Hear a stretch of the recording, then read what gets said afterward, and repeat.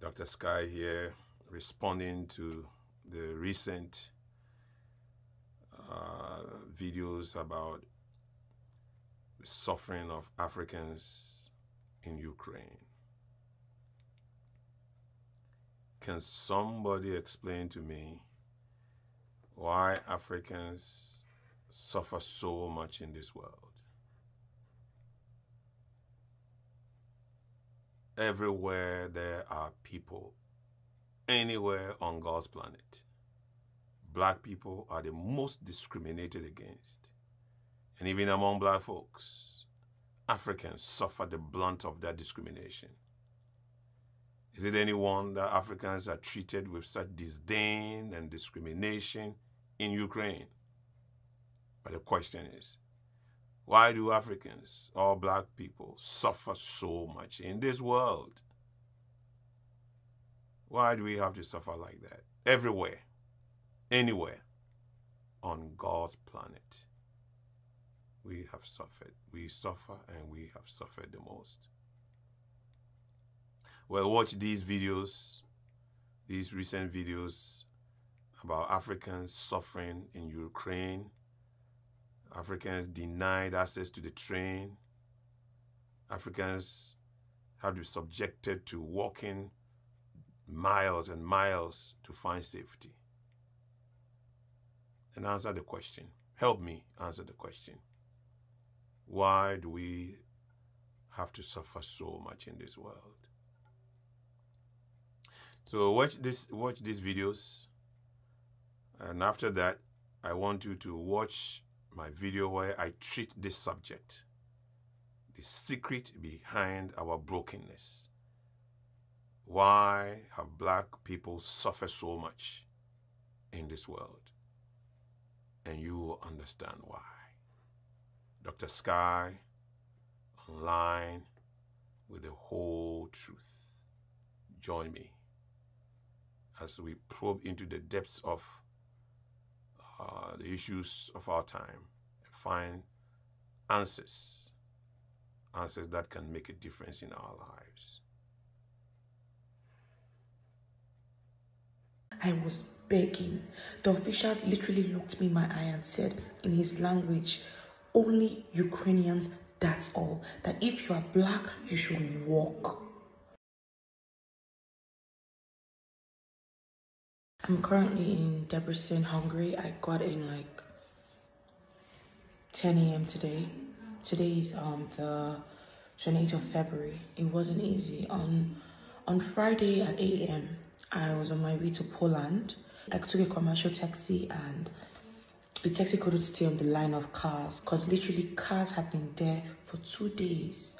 And when we dropped, on the Google map, it was saying a 1 hour walk. And I was like, a 1 hour walk is nothing, if it's getting us there on time.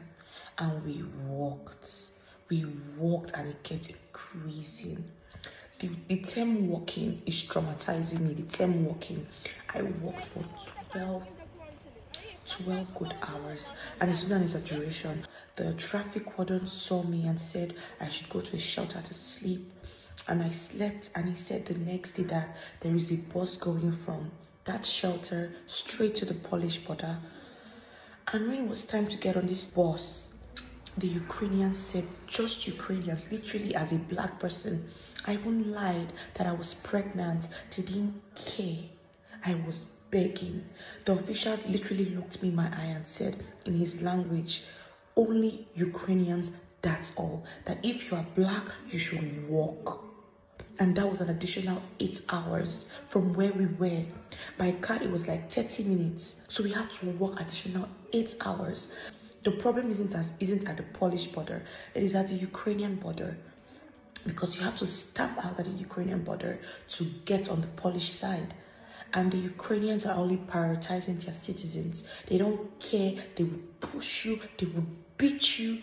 If you can make it, you make it. If you don't, you don't. Like, I took a nap and I still felt like I was still walking, like I hadn't crossed over. It's not fair. Like, we're just begging to go. I literally had to go back to my city after that experience, re-strategize, and took a train to Hungary. It wasn't even easy getting to Hungary. We had to pay. Those that didn't have money to pay, what would they do? I couldn't help anybody because I was fighting for my life. It is a traumatizing experience and I don't know where I'm going from now. I literally have to re-strategize in Hungary, try to get my ticket back to Nigeria because it's not safe.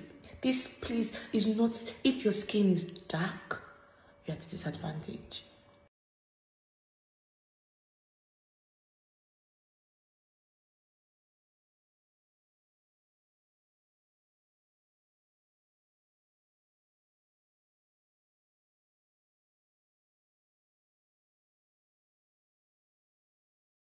The crisis in Ukraine has also exposed the racist tendencies in the Western world. Thousands of students from Africa and Asia are left stranded at the Ukrainian border, but reports of alleged segregation and violence in the Polish-Ukraine border has caused tensions. Nigeria has now hit out at the security officials for their treatment towards their citizens and students. The president of Nigeria, Muhammadu Buhari, evoked the UN convention. He said that the color of passport or their skin should not make any difference. The Nigerian presidency laid out several instances of reported discrimination by both the Ukrainian as well as the Polish military soldiers. The government cited media reports and videos circulating on social media.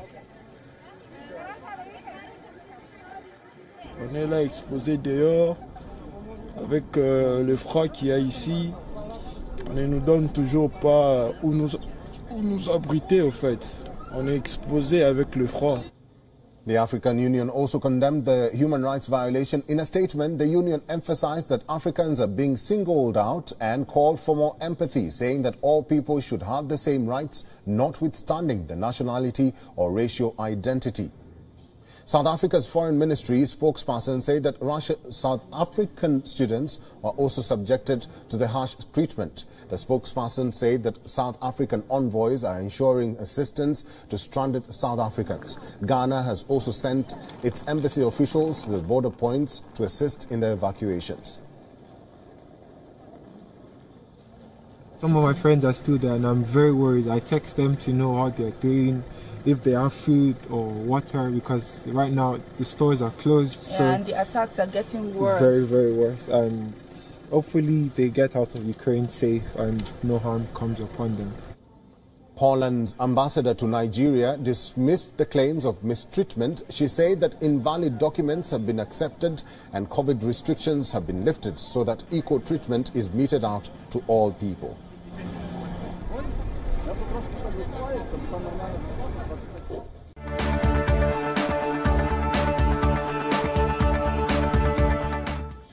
You've seen the situation in Ukraine, you've seen how the world is responding. Now let me show you how the world is covering this invasion. I'm talking about the media, especially Western channels. How are they covering Russia's invasion? With blatant racism. Let me say something at the outset. As journalists, we do not filter hardships and pain. We do not see caste, color or gender. And we have stuck by this principle. When the Taliban stormed Kabul, we stood with Afghans. When Ethiopia attacked its own people, we questioned them. When unarmed black teenagers were gunned down in the US, we joined the outrage. Today, we are doing the same. We see the plight of the Ukrainian people and we have reported on their hardships. But what about the Western media? They too are reporting on the crisis, on the war, on the refugees. But they do not see hardships. They only see race, the color of your skin, the color of your hair. Let me show you exhibit number 1. This exchange happened on the BBC, the so-called guardian of unbiased reportage. Listen to how their panel describes the refugees from Ukraine. It's very emotional for me because I see European people with blue eyes and blonde hair being killed. People with blue eyes and blonde hair. That is why the so-called expert on the BBC is emotional, not because the people are homeless, not because their country is being invaded, but because their hair is blonde. On social media, a lot of people are defending the BBC. They say it's a guest, not their anchor. Let me take you back to September last year. Another guest was speaking on the very same channel, South Asian expert Christine Fair. She called out Pakistan's links with the Taliban. Do you remember what the BBC presenter did? She shut her down. She said it was violating the channel's unbiased coverage. So exposing terror links is a violation. Blatant racism and white supremacy is fine. Gold standard indeed. Now for exhibit number 2, NBC News from the US. Listen to this. These are not refugees from Syria. These are Christians, they're white, they're very similar. Very similar to us. How so? Because the Syrian refugees are Muslims, their skin is darker, their hair is not blonde. So Europe does not want them.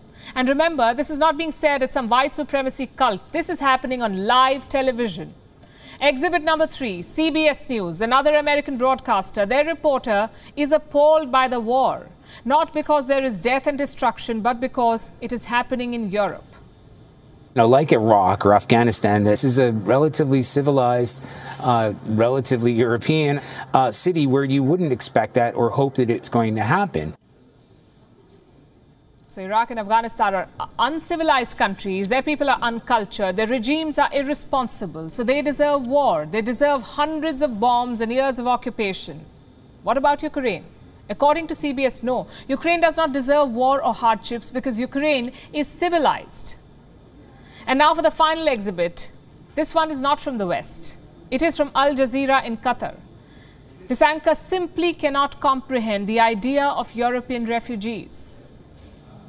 What's compelling is just looking at them, the way they're dressed. These are prosperous, I'm loath to use the expression, these are prosperous middle-class people. These are not obviously refugees trying to get away from areas in the Middle East that are still in a big state of war. These are not people trying to get away from areas in North Africa. They look like any European family that you would live next door to. That reporter is confused about the refugees. They look middle class, they look like Europeans. How is something so bad happening to them? Well, this is what systemic racism looks like. Do you remember the 2015 refugee crisis? Around 1.3 million people sought asylum in Europe. Most of them were from Syria, Afghanistan and Nigeria. Do you remember how the West reacted? They shut their borders, they herded the refugees like cattle, and they branded them as terrorists. Back then, Western reportage was quite different. Let me show you what the BBC did. They prepared 7 charts depicting the refugee crisis. Let's focus on chart number 5. Which European countries are most affected? Now remember, this war was in West Asia. The bombs were dropping on West Asia, but this was the BBC's big concern. Which European countries are most affected? Now just to be clear, we welcome what Europe is doing to host Ukrainian refugees. They deserve all the help. Our question is, why just Ukraine? Ukraine is not a member of the European Union. It is not part of NATO. So what explains this level of assistance? Racism. You see, Ukrainians are Europeans. Hence, they get the red carpet. But Africans and Asians get border crackdowns and refugee camps. Western media is part of the problem, I have to say. They reflect the public mentality, their sense of European supremacy. And the problem is, governments are not doing anything to help. In fact, they're adding fuel to this fire. Let me show you what Bulgaria's Prime Minister said about refugees. I'm quoting. These people are intelligent. They're educated people. This is not the refugee wave we have been used to. People we were not sure about their identity. People with unclear pasts who could have been even terrorists. That was a European head of state. He is openly calling West Asian refugees terrorists. If this does not expose Western hypocrisy, nothing does. They invaded Asian and African countries. They waged war. They committed war crimes. And when the people fled, they shut their borders. What does this tell you? That refugees were never the problem. That money or borders were not the issue. The issue was race. Think about it. WION is now available in your country. Download the app now and get all the news on the move. And Indian students stuck in Ukraine are accusing officials of discriminating against them and pushing them back from getting to the border. Videos have been posted on social media said to show black people being prevented from boarding a train and left stranded at a railway station in Lviv as Ukrainians were allowed on. Others said they were turned back from the border and were even being shot at.